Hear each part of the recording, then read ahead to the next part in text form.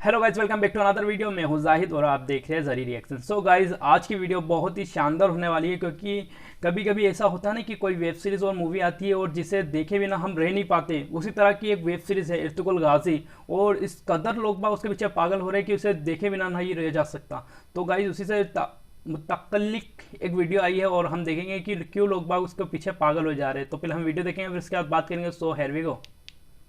बिस्मिल्लाहिर्रहमानिर्रहीम। बहुत प्यारा लगता है यार। इसका हमने रिएक्शन भी दिया है, आप जाके देखिए उस रिएक्शन में।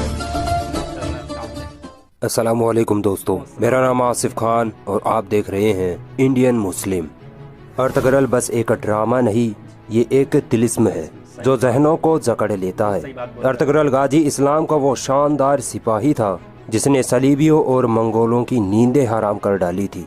और आज के यहूदी और सलीबी इस ड्रामे से कितना बौखलाए हुए हैं, इसका अंदाजा इस बात से लगाया जा सकता है कि न्यूयॉर्क टाइम्स ने इस ड्रामे को तुर्की का सॉफ्ट एटम बॉम्ब कहा है। वो कहते हैं कि तैयब अर्दगान इस ड्रामे के जरिए मुसलमानों को वर्गला रहा है, मगर हकीकत ये है कि अर्तगरल ड्रामे ने आज मुसलमानों को जगा दिया है। अर्तगरल गाजी जैसे जाबाज सिपाही को देखकर आज का मुसलमान अपने सुनहरे माजी को देख पा रहा है। कौन था ये अर्तगरल गाजी? आखिर इसकी इतनी चर्चा क्यों हो रही है? दरअसल मामला शुरू होता है 13वीं सदी से, जब चंगेज खान की मंगोली सेना पूरी दुनिया में लूट मार करती हुई मुसलमानों और यूरोप के कई मुल्कों को फतह कर रही थी। मंगोल ऐसे वहशी दरिंदे थे जो जहाँ भी जाते खून की नदियाँ बहा देते थे। ना बच्चों बूढ़ों का लिहाज, ना औरतों को छोड़ते थे। हर जगह तबाही फैलाना इनका मकसद था। जब ये मंगोल ख्वारिज्म के इलाके तक पहुँचे तो यहाँ एक कबीला था जो इस इलाके को छोड़कर वहाँ से भागा। उस कबीले का नाम था काई कबीला। इस कबीले का सरदार था सुलेमान शाह। सुलेमान शाह के 4 बेटे थे। तीसरे नंबर का बेटा था अर्तगरल गाजी। और ये ड्रामा या सीरीज इसी जाबाज हस्ती पर बना है। सल्जूकी सल्तनत की शहजादी हलीमा सुल्तान और उसके भाई और बाप को ईसाइयों ने कैद कर लिया था। जंगल के रास्ते से जब ईसाई इनको महल ले जा रहे थे तब ये लोग अर्तगरल गाजी के हत्थे चढ़ गए। अर्तगरल ने शहजादी हलीमा और उसके बाप और भाई को ईसाइयों से छुड़वा लिया। बस यहीं से शुरुआत होती है इस जाबाज दिलेर हीरो अर्तगरल गाजी की। इस घटना के बाद काई कबीले पर ईसाइयों की तरफ से तरह तरह की परेशानियां आने लगी, मगर अर्तगरल गाजी ने बड़ी दिलेरी से हर परेशानी को दूर कर डाला। अर्तगरल गाजी का दिलेरी वाला काम था ईसाइयों के उस किले को फतह करना जहां से मुसलमानों के खिलाफ साजिशें तैयार होती थी। इन ईसाइयों को उस वक्त नाइट टेम्पलर्स कहा जाता था। इस किले में बड़े बड़े ईसाई पादरी मिलकर मुसलमानों के खिलाफ एक आलमी जंग की साजिश रच रहे थे, मगर अर्तगरल गाजी की बहादुरी ने इनके नापाक इरादों पर पानी फेर दिया। जब अर्तगरल ने इस किले को फतह किया तो पूरी मुस्लिम और गैर मुस्लिम सल्तनतों में अर्तगरल की दिलेरी और बहादुरी का डंका बजने लगा। यहाँ से अर्तगरल नाम का एक ऐसा तूफान उठा कि दुश्मनाने इस्लाम इस तूफान में उड़ते चले गए। दरअसल बात यह है कि इस ड्रामे के जरिए मुसलमानों की बुज़दिली और एहसास कमतरी को ख़त्म किया जा रहा है। इन्हें अपनी तहजीब पर फख्र करना सिखाया जा रहा है। इस वक्त ये ड्रामा 150 देशों में तर्जुमे के साथ साया किया जा चुका है। मेरी नज़र में ये ड्रामा इस्लामी इनकलाब का एक अजीम दाई है और मुस्लिम नौजवानों को ये ड्रामा ज़रूर देखना चाहिए। डेली मोशन पर आपको पहला सीजन उर्दू में मिल जाएगा जिसके 75 एपिसोड है। बाकी अब पाकिस्तान के पीटीवी ने सिरे से इस ड्रामे की उर्दू डबिंग शुरू कर दी है। यूट्यूब पर आपको मिल जाएगी। एक बार दरियाए फरात को पार करते हुए काई कबीले के सरदार सुलेमान शाह दरिया में डूबकर इंतकाल कर गए। इसके बाद कबीले वालों ने अर्तगरल गाजी को अपना सरदार चुन लिया, क्योंकि अर्तगरल गाजी जैसा ज़हीन बहादुर निडर इंसान कबीले में और कोई न था।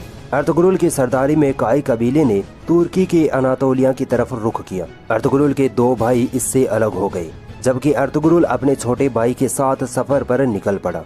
बीच सफर में अर्तगरल ने देखा कि 2 सेनाएं जंग कर रही हैं। एक सेना बड़ी कमजोर और जंग हारने की कगार पर आ पहुंची थी, तो अर्तगरल ने हारती हुई सेना का साथ दिया। ये जंग थी सल्जूकी सल्तनत और मंगोलों के बीच, मगर ये बात अर्तगरल को नहीं पता थी। मंगोलों की फौज अलाउद्दीन की सल्जूकी फौज को शिकस्त देने ही वाली थी कि अचानक अर्तगरल अपने 404 बहादुर फौजियों के साथ सल्जूकी फौज में मिल गए और मंगोलों को इस कदर मारा कि मंगोल अपने ही लोगों की लाशें मैदान में छोड़कर भाग गए।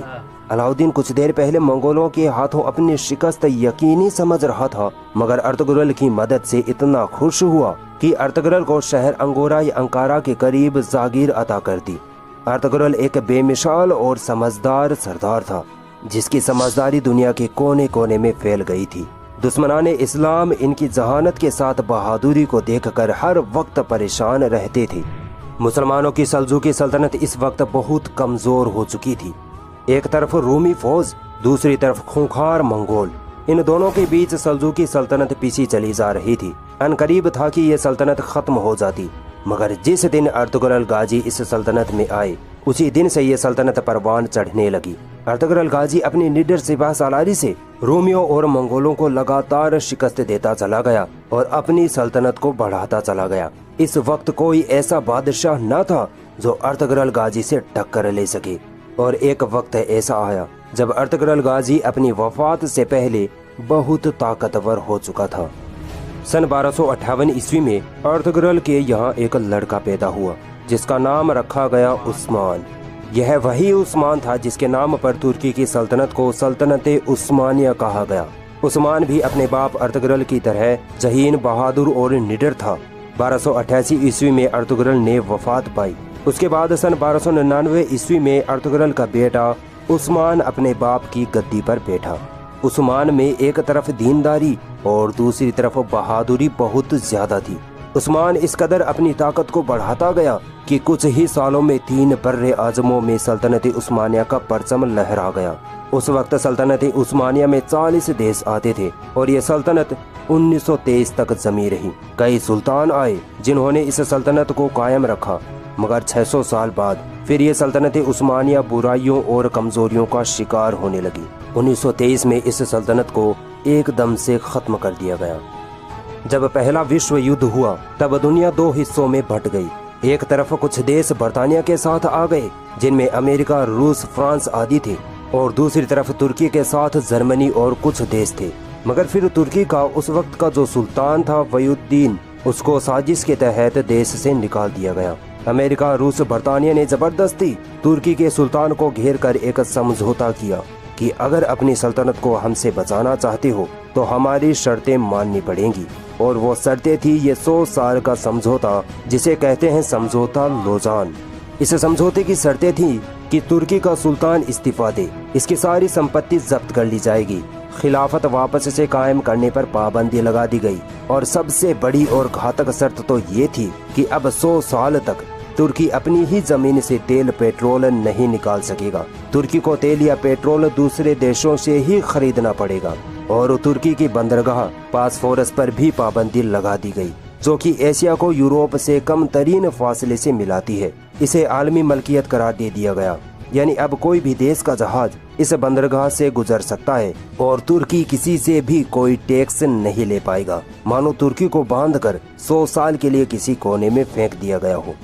अमेरिका ने अपने एक गुलाम मुस्तफ़ा कमाल अतातुर्क को तुर्की का बादशाह बना दिया, जिसने तुर्की को एक सेकुलर देश घोषित कर दिया, जिसकी वजह से हर तरफ बेहयाई, शराब नोशी और मगरिबी कल्चर आम होने लगा। मगर अब 2023 में यह समझौता खत्म होने वाला है, और जब यह समझौता खत्म होगा तब तुर्की पहले जैसा नहीं रहेगा। तुर्की एक ऐसा देश बनेगा जो अमेरिका और इजराइल जैसे देशों की आंखों में आंखें डालकर मुंह तोड़ जवाब देगा। अल्लाह ने तुर्की को रजब तैयब अर्दगान जैसा उम्मत मुस्लिमा का दर्द रखने वाला लीडर दिया है, जिसने अपनी समझदारी और न्याय के चलते एक बार फिर सेक्युलर तुर्की को इस्लामी तुर्की की जानिब गामजन कर दिया है। और इसी वजह से आज अमेरिका, इजराइल जैसे देश तुर्की को बर्बाद करने की हर साजिश कर रहे हैं। ये देश अर्तुगरुल गाजी ड्रामे को बंद कराने की हर वो साजिश कर रहे हैं जिससे कि ये ड्रामा बंद हो जाए और मुसलमान सोया का सोया रह जाए। मगर अब देर हो चुकी है, मुसलमान जाग चुका है। अब मुसलमानों को डराया नहीं जा सकता, अब मुसलमानों को दबाया नहीं जा सकता। अर्तुगरुल गाजी जैसी शख्सियत तारीख में बहुत कम देखने को मिलती है। हर मुसलमान को चाहिए कि अपने आप को दीन इस्लाम के हवाले कर दे और अर्तुगरुल गाजी जैसा बनने की ठान ले। यकीनन आज की जालिम दुनिया जमकर मुसलमानों के खिलाफ साजिशें कर रही है, मगर अब मुसलमानों को इन साजिशों को नाकाम करना होगा। वरना पिटते रहोगे और मिटा दिए जाओगे। सो गाइस, मैंने वीडियो देखी, वीडियो बहुत ही शानदार और अच्छी थी और साथ ही साथ काबिलियत से भरपूर वीडियो थी और देखने में इतना इंटरेस्ट आया कि मेरे को लगा था कि वीडियो ख़त्म ही ना हो। और साथ ही साथ बात करें शो की, तो शो तो बहुत ही अच्छा चल रहा है और शो के अंदर इतनी सच्चाई दिखाई जा रही है कि लोग बाग उसे देखने के लिए पागलपन की हद से पार गए। हर शो मतलब हर देशों में, इतने देशों में ये शो इतना भरपूर देखा जा रहा है कि इसकी मतलब ट्रेंडिंग में चल रहा है और साथ ही साथ बहुत ही अच्छा है। और इसके अंदर जो हमारे इर्तुगरुल गाजी को दिखाया गया है, उनकी सच्चाई को देख के लोग बाग उनसे प्रेरणा ले रहे हो और उन्हीं की तरह मतलब कुछ बनना चाह रहे हो और सीखना चाह रहे हैं। तो मुझे बहुत अच्छा लगा और मुझे ये वीडियो बहुत पसंद है। अगर आपको वीडियो पसंद आई तो वीडियो को लाइक करें, शेयर करें, कमेंट करें और हाँ, चैनल को सब्सक्राइब करना तो बिल्कुल ना भूलें। तो मिलते हैं अगली वीडियो में, तब तक के लिए जय हिंद।